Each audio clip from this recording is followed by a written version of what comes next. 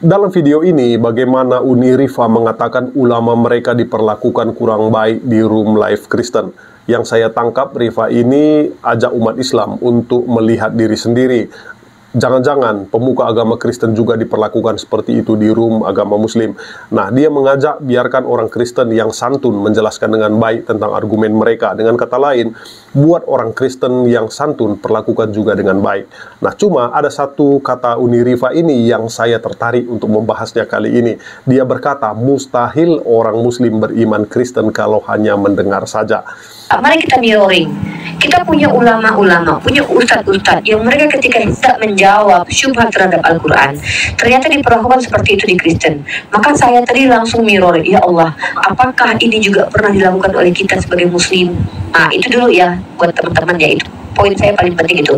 Mari kita bersikap adil. Kalau ada teman-teman Kristen yang santun, yang mereka tidak berpolemik, maka biarkan mereka menjawab, biarkan mereka menjelaskan iman mereka, biarkan nanti netizen yang tahu, oh mindsetnya begitu. Mustahil umat Islam itu beriman kepada Kristen hanya karena mendengarkan penjelasan Kristen. Wallahi saya percaya itu.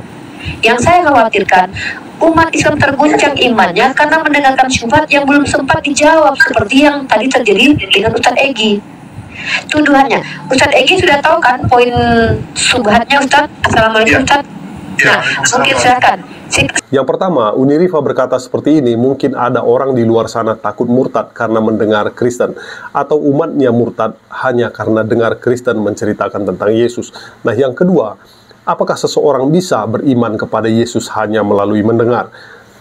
Di dalam Roma 10 ayat 17 berkata, jadi iman timbul dari pendengaran dan pendengaran oleh firman Kristus. Nah, ayat ini menyatakan iman muncul dari mendengarkan.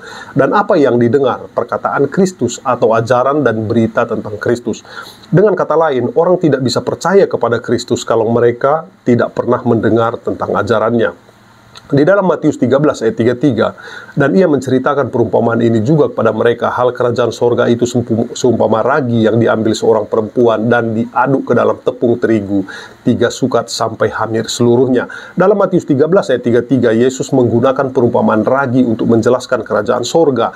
Ragi meskipun kecil memiliki kekuatan untuk mengubah seluruh adonan tepung. Demikian pula kerajaan sorga meskipun dimulai dengan hal kecil dan tidak mencolok, memiliki kekuatan untuk mengubah dunia dan hidup seseorang. Nah, perempuan dalam perumpamaan ini mewakili gereja atau orang-orang percaya kepada Yesus. Adonan tepung mewakili dunia. Ragi mewakili kuasa Roh Kudus yang bekerja melalui gereja untuk mengubah dunia dan seseorang. Nah, perumpamaan ini menunjukkan bahwa kerajaan sorga itu dinamis dan terus berkembang. Meskipun mungkin tampak kecil dan lemah pada awalnya, ia memiliki kekuatan untuk mengubah seluruh dunia. Nah, jadi perumpamaan ragi menunjukkan kepada kita bahwa meskipun kerajaan sorga mungkin tampak kecil dan lemah, ia memiliki kuasa untuk mengubah seluruh dunia. Kita sebagai orang percaya harus memiliki iman dan percaya bahwa Tuhan akan menggunakan kita untuk membawa kerajaannya ke bumi.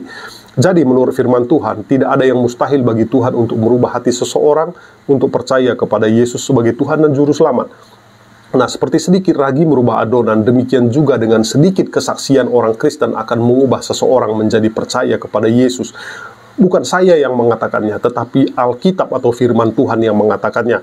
Nah, oleh sebab itu, kembali lagi ke perkataan Uni Rifa, tidak mungkin seseorang itu beriman kepada iman Kristen. Nah, ini bukan urusan orang Kristen, tetapi ini adalah urusan orang itu kepada Tuhan. Kalau Tuhan sudah membuka mata hatinya, tidak ada yang mustahil di hadapan Tuhan. Katakan amin. Tapi satu sisi, jangan juga takut mendengar orang Kristen berbicara tentang imannya.